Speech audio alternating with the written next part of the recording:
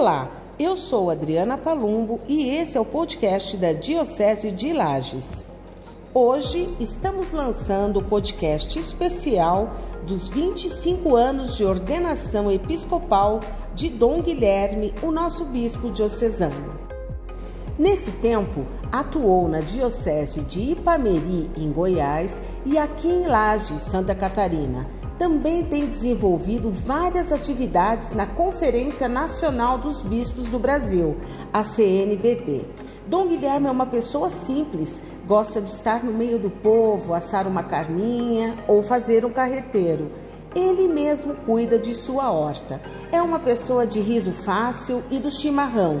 Antes das missas, fica na porta da igreja recebendo os fiéis e apertando a mão da maioria das pessoas. Bastante presente nos encontros e reuniões, Dom Guilherme segue de perto o Papa Francisco, quando nos pede que sejamos uma igreja em saída e sinodal. Ele concedeu uma entrevista exclusiva para o nosso podcast. Dom Guilherme, 25 anos de episcopado. O que esse momento representa para o senhor? O que é ser bispo hoje da Igreja Católica no Brasil? Para mim, 25 anos de episcopado é a mesma coisa que 1 ano, 10 anos, 12 anos, 14 anos. Eu nunca na vida celebrei algum jubileu. Eu entendo, compreendo essas datas, né? Para mim é viver bem cada dia, cada instante, cada ano. Ok, então agora 25 anos significa que nós, enquanto diocese, estou aqui 6 anos e meio, e antes disso 18 anos e alguns meses lá no Goiás, que completa então os 25, é estar a serviço de Deus, na evangelização por meio da igreja, onde a igreja me mandar. Então, hoje, para mim, nós precisamos recuperar a itinerância. Nós precisamos recuperar de não nos prendermos a lugares onde Deus quer que a gente esteja e a igreja então envia. É isso que eu vejo hoje no Brasil. Nem só bispos, padres, religiosos, ou até leigos amarrados em lugares inamovíveis. Para mim, bispo no Brasil e no mundo é ser um enviado, um chamado e um enviado. A igreja nasce assim, missionária. No texto do Evangelho de São João, no capítulo 20, no dia da Páscoa, Jesus aparece aos discípulos e discípulas reunidos, os apóstolos e discípulos e discípulas, e Jesus diz: assim como o Pai me enviou, eu vos envio. Então a igreja nasce e os apóstolos nascem como apóstolos para serem enviados. Em Mateus capítulo 28, o último parágrafo do Evangelho de São Mateus, Jesus chama os apóstolos quando ele vai subir aos céus, e a última parte dele, ele diz: todo o poder me foi dado no céu e na terra. Vão ao mundo inteiro, vão, ou se quisermos, ide, anunciai o Evangelho. Então eu entendo que ser bispo é um serviço. Nós sempre temos que olhar isso a partir do lava-pés, onde Jesus, no capítulo 13 de São João, no fim da ceia, Jesus se levanta, ou durante a ceia ele se levanta, depõe o manto, lava os pés e depois ele pergunta: vocês compreenderam o que eu fiz para vocês? Vocês me chamam mestre e senhor, e eu sou. Então eu, vosso mestre e vosso senhor, lavei os pés, para que assim como eu fiz, vocês façam. Então, ser bispo sem compreender essas questões não está preparado. Então, eu vejo essa dimensão e devido a isso que eu procuro viver do meu jeito, de estar a serviço. sem títulos, sem honrarias, sem brilhos, porque Jesus foi assim, né? Eu acho que depois de 2000 anos, nós acumulamos muitas coisas que não vêm do Evangelho e nós precisamos purificar. Existe uma historiazinha de um homem que tinha uma cadeira muito velha, aquelas cadeiras antigas bonitas e tudo mais, mas estava toda estragada. Ele levou para uma oficina, uma marcenaria ou alguma coisa assim, alguém que recuperava móveis antigos. E ele diz assim: eu pago, mas me deixa ela do jeito original. E quanto tempo você precisa? Ele diz: não sei, vou ter que ver. E aí, depois de um mês e pouco, o homem lá, o marceneiro, diz assim: pode vir, a tua cadeira está pronta. E aí tinha várias cadeiras, na qual dessas aqui é tua? Ele não conseguiu acertar, porque tinha 4, 5 camadas de tinta, tinha outras coisas que ele foi removendo uma por uma. Eu acho que nós na igreja, para sermos mais discípulos, missionários e apóstolos de Jesus Cristo, nós temos que voltar à origem, nós temos que voltar ao Evangelho. E isso é um trabalho que não é fácil. Eu mesmo não consigo ainda, mas essa é a minha meta.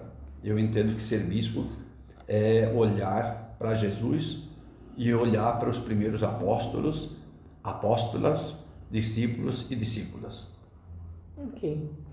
Nesse tempo todo da caminhada do Senhor, o Senhor tem um lema, né? E aquilo que o Senhor sempre persegue, o que seria? E esse lema, qual é o significado desse lema que o Senhor escolheu? Quando eu fui nomeado bispo, eu estava fazendo CETESP, um curso para a vida religiosa, que eu tinha sido nomeado mestre de noviços. E aí eu fui pego lá, assim de surpresa, quando eu fui nomeado, e eu já tinha meu lema enquanto padre, que está na profecia de Isaías, capítulo 6, quando Deus pergunta lá no templo cheio de fumaça: quem irá por nós? Isaías responde: eis-me aqui, envia-me. Esse é meu lema de padre. E eu me senti agora de novo enviado, em nova missão na igreja. Depois de tantos anos dentro da congregação dos missionários da Sagrada Família, agora largar essa congregação para assumir enquanto bispo diocesano. E então eu sou assim realmente apaixonado pelo Evangelho de São João. O Evangelho de São João, ele é o Evangelho onde fala tudo do amor. E por isso, olhando o bispo como pastor. E então no capítulo 10 de São João, depois que Jesus fala que ele é a porta do aprisco, ele diz que ele é o pastor, o bom pastor. E o bom pastor dá a sua vida pelas ovelhas, em defesa das ovelhas, em defesa do rebanho. E então por isso eu escolhi para que todos tenham vida. Eu não coloquei assim: eu vim para que todos tenham vida. Porque quem seria eu para me comparar a Jesus? Peguei apenas para que todos tenham vida. Então todo o ministério, todo o meu trabalho, ele deve ser para defender a vida, para promover a vida, para restaurar a vida das pessoas e, atualizando agora no pontificado de Francisco, a vida. Porque nós hoje entendemos, a partir de 2013, com o Papa Francisco, que a vida é uma grande rede, tipo um tecido, uma roupa feita em malha. É tudo interligado. Se você puxar um fio, você desmancha tudo. Então, o ministério episcopal, para mim, para que todos tenham vida, não importa as consequências. Quem vai defender a vida, pode acontecer o que aconteceu com Jesus. Jesus foi assassinado, ele não foi só morto, ele foi assassinado. No texto do Evangelho existem passagens, bem no primeiro ano do ministério público dele, onde os fariseus, os sumos sacerdotes, os doutores da lei, os escribas se reúnem e já começam a planejar a morte. Como? Então, por quê? Porque ele combateu as injustiças. Ele procurou devolver a dignidade de vida para quem era descartado, os pobres, os doentes, os presos, né, os famintos. Então eu entendo que esse lema ele deve corresponder a isso. E por isso, desde 2 meses depois de que eu estava nomeado bispo, eu já fui nomeado no Goiás, ainda por Dom Pedro Casaldáliga, por Dom Tomás Balduino, por Dom Antônio Ribeiro de Oliveira, a assumir a Comissão Pastoral da Terra do Goiás, Tocantins e Brasília. Depois, 2002, quando a Igreja CNBB lançou as exigências éticas e evangélicas da superação da fome e da miséria, com Dom Luciano Mendes de Almeida, com Dom Mauro Borelli, eu fui chamado a fazer parte de uma equipe com eles, esses dois, mais eu e mais 2 outros bispos, para organizar isso a nível de Brasil. E desde lá nunca mais eu pude sair das pastorais sociais, porque é por aí que passa a defesa, a promoção da vida. É por isso desse lema. Ok. E quais foram ou são as suas maiores alegrias nesse período todo aí de 25 anos? Eu tinha quase certeza que iria vir essa pergunta e depois também as decepções. Eu nunca olho isso. Eu não cada dia é um dia. Alegria, eu acho que é uma questão interior. E mesmo, pode ser mesmo nos maiores desafios, mesmo sendo contestado, isso não pode tirar a alegria. Isso está em São Paulo, o grande apóstolo missionário, ele diz: alegrai-vos no Senhor, eu repito, alegrai-vos sempre no Senhor.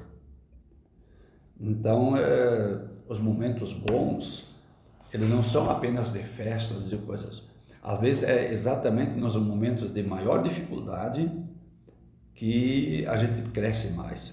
Então, por isso muitas vezes na vida já me fizeram, enquanto padre, enquanto bispo, jornalistas já me fizeram essa pergunta, e eu não gosto de destacar um ou outro, nem para alegria, nem decepção ou de tristeza. Se você entrega a sua vida por se sentir vocacionado, então nós temos que ver cada dia aquilo que é preparar para aquele dia e fazer disso o melhor, mesmo se tiver dores, mesmo se tiver críticas, mesmo se tiver decepções, isso não pode tirar a alegria, né? A alegria, eu repito, ela vem de dentro quando uma pessoa tem convicção de que está respondendo a um chamado que vem de Deus. Ok. Então, as decepções não, vamos entrar na questão mesmo. Não, porque as decepções não dá para enumerar, como as alegrias não dá.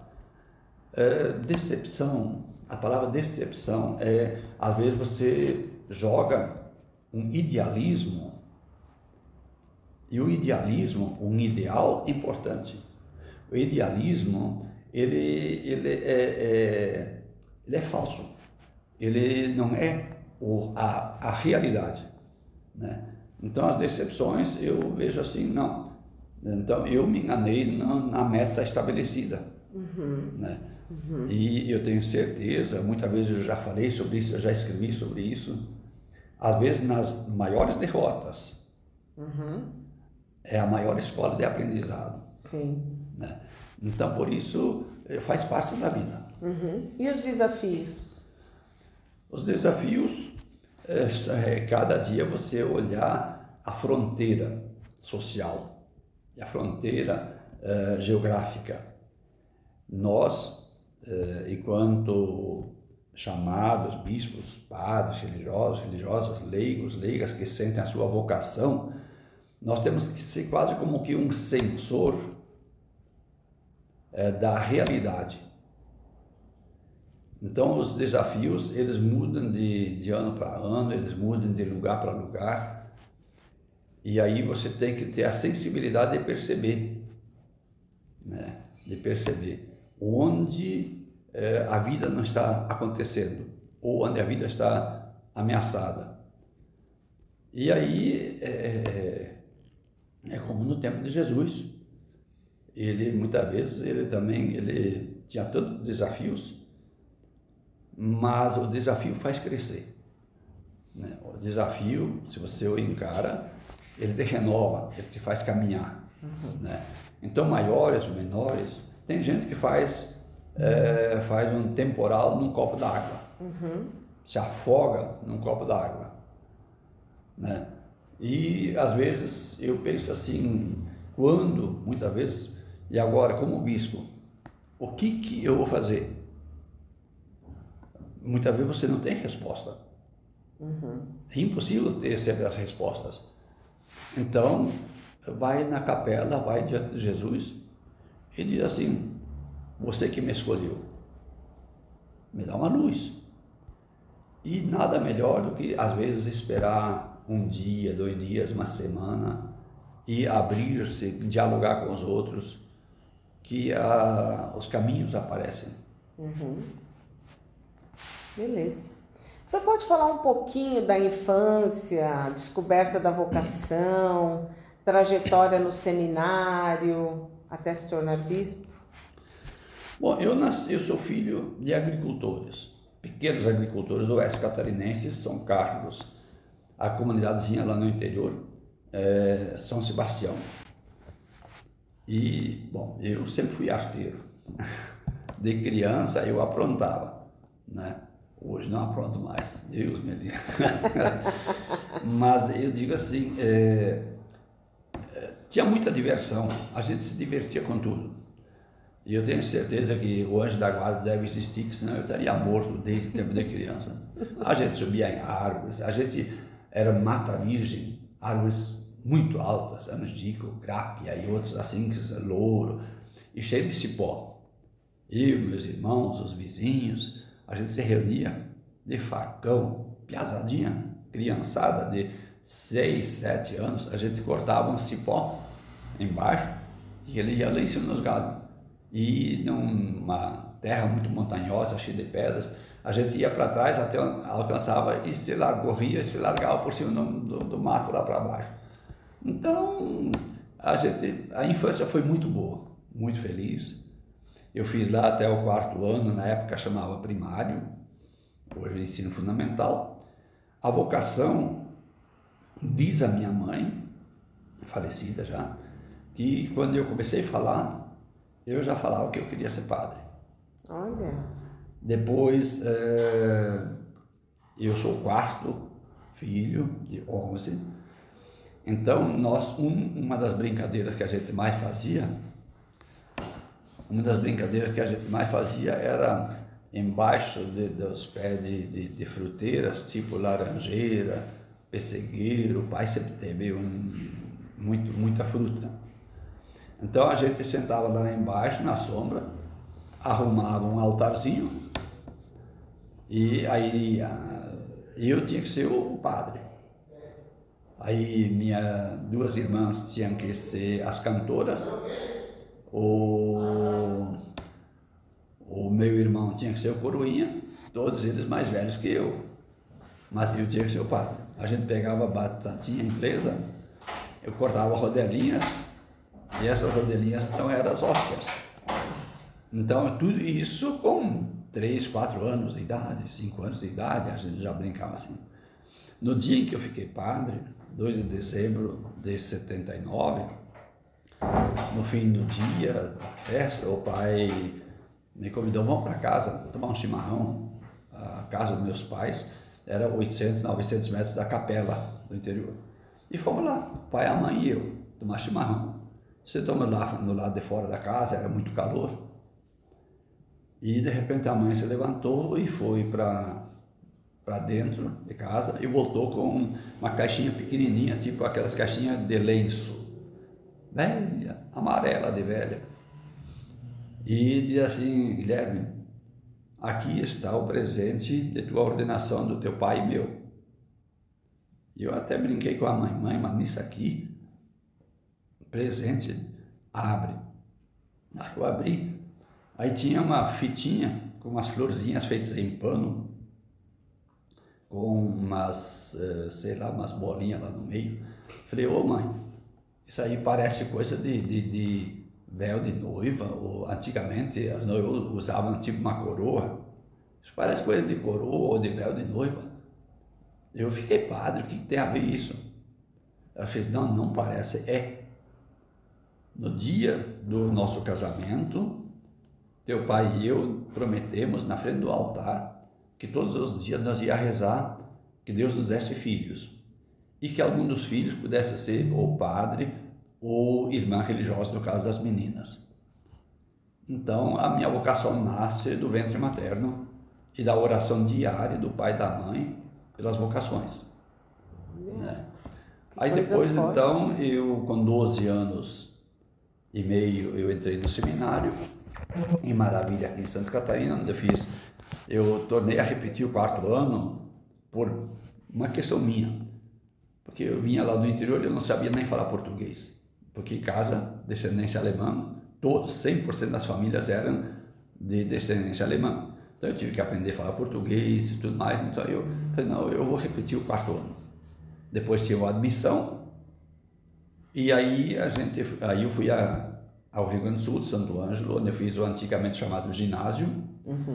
Depois eu fui para o seminário de Rio Pardo, perto de Santa Cruz do Sul, onde eu fiz o ensino médio, em escola pública. Até antes era tudo, então, interno no seminário.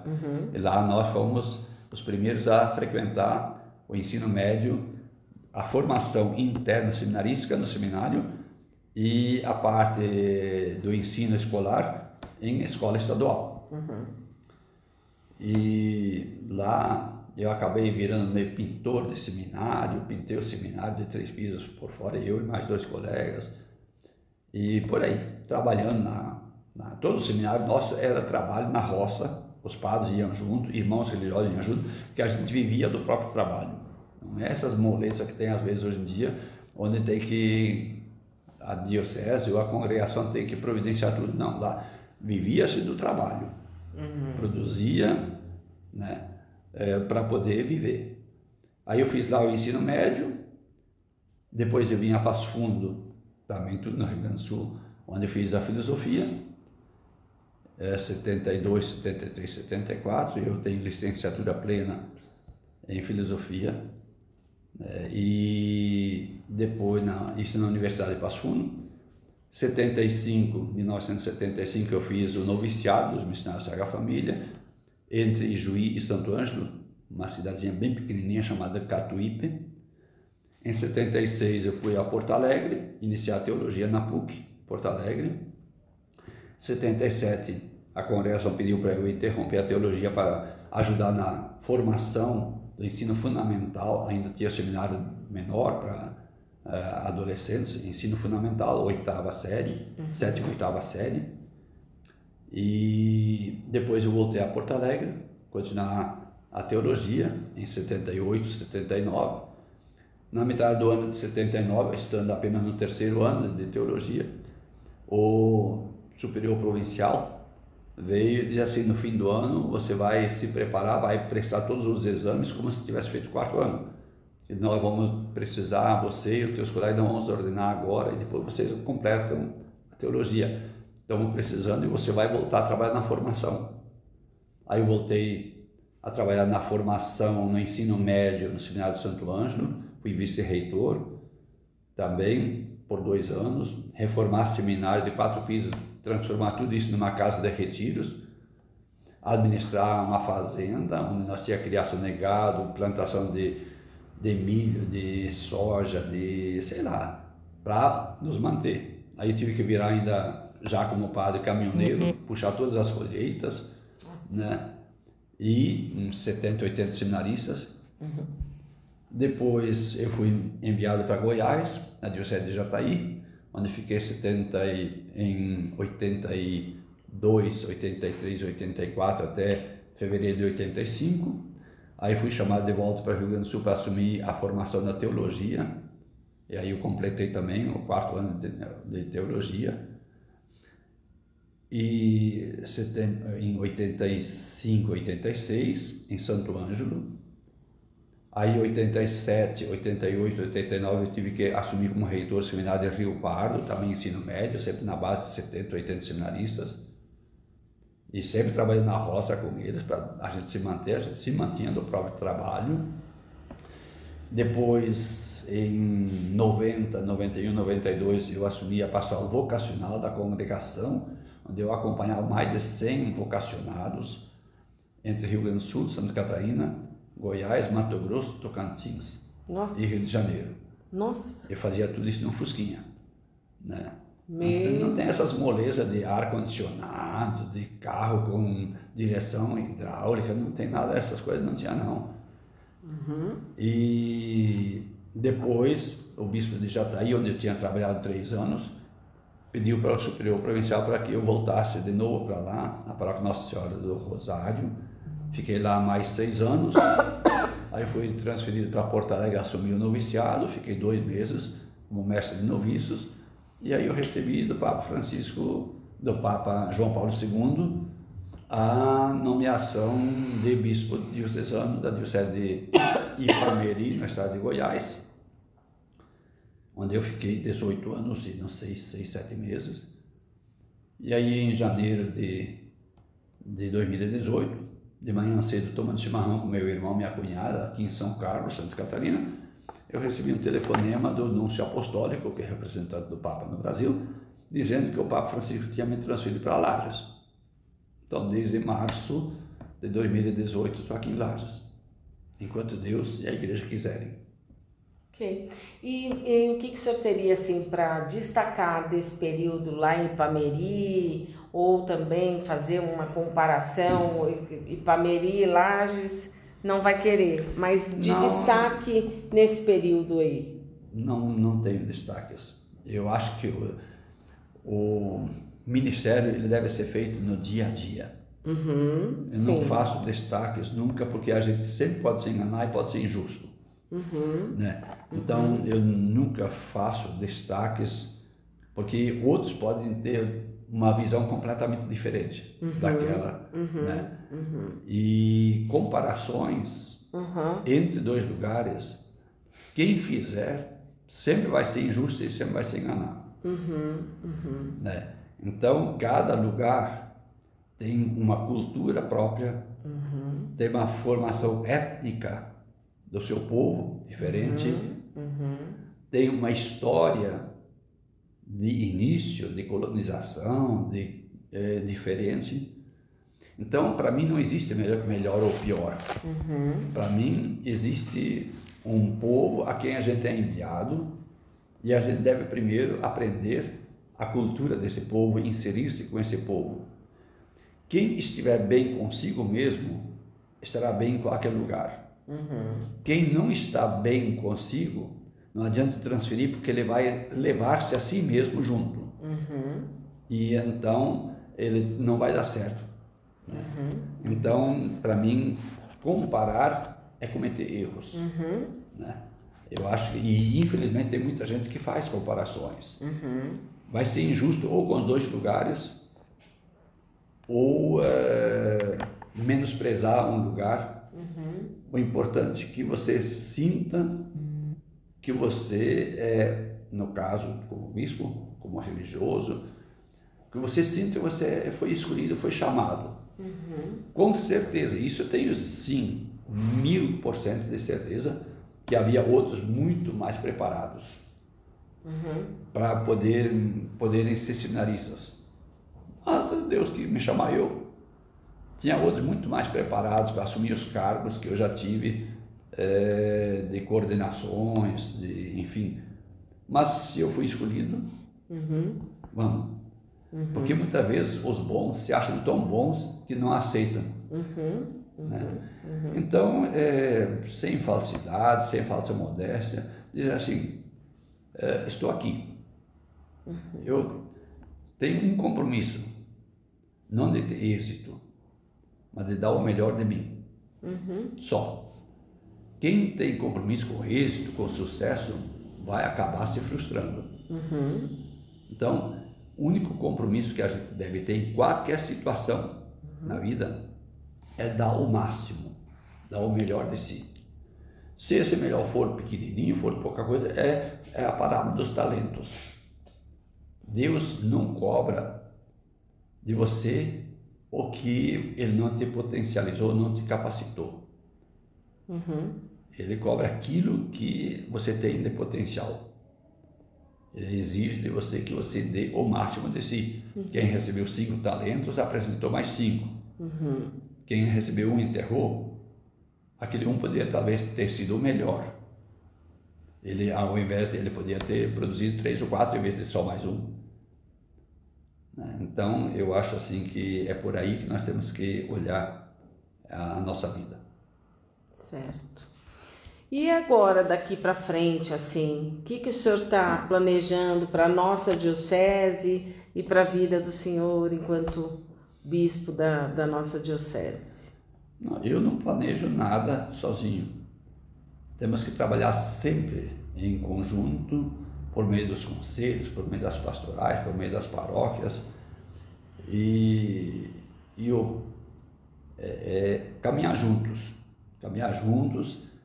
Tem tropeços, tem quedas, tem reerguimentos. A nossa vida é assim. A nossa vida é parecida com as ondas do mar. Um mar sem ondas não é mar. E as ondas têm momentos de subida, tem momentos de descida, tem momentos de descanso, tem momentos de avançar para a praia, tem momentos de voltar para dentro do mar. A vida é assim. Então, eu permaneço enquanto bispo diocesano, enquanto a igreja pedir. Depois você passa para bispo emérito, vai continuar bispo, mas sem mais a responsabilidade de coordenar, animar uma diocese. Então, está na mão de Deus e da igreja. Muito obrigada. Você ouviu o podcast especial pelos 25 anos de ordenação episcopal do nosso bispo Dom Guilherme. Muito obrigada pela sua companhia e até o próximo episódio.